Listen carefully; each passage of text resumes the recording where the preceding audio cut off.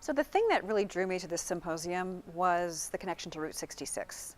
And the National Trust is taking a big interest in Route 66 this year. There's some major threats that are happening to the route with the potential elimination of a National Park Service program. And so we're working on trying to get a National Historic Trail designation.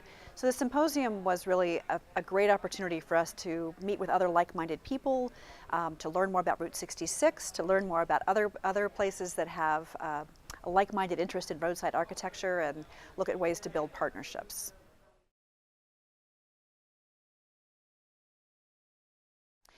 As I said, I think the project we're working on is connected to Route 66. We are looking at a way of trying to have Route 66 designated to secure a permanent federal designation as a National Historic Trail. That is no small feat. It literally takes an act of Congress for something to become a National Historic Trail. There are only 19 National Historic Trails today, even though the program has been in existence for 50 years.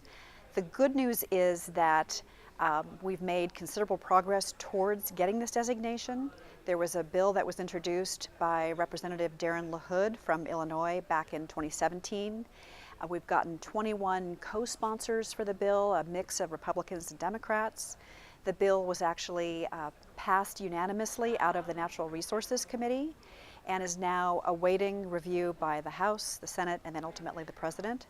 Those are obviously big hurdles. We have until December 31st to be able to do that, so we've got a big job in front of us.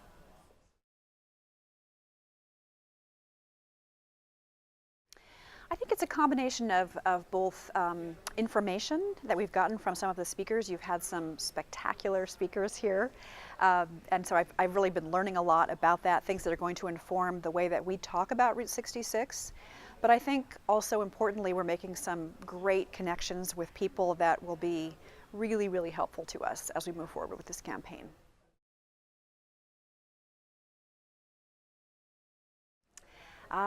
You know, on a personal note, I grew up in San Diego, and every summer in the 60s and 70s, my family would load up into the big station wagon and head over the mountains, and we would drive through the Four Corners area.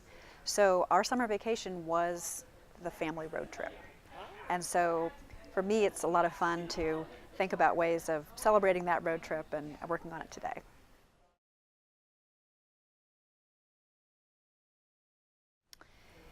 In terms of a next topic for a symposium, and we've heard so much today about social media and just the ways that the younger generation is getting information today.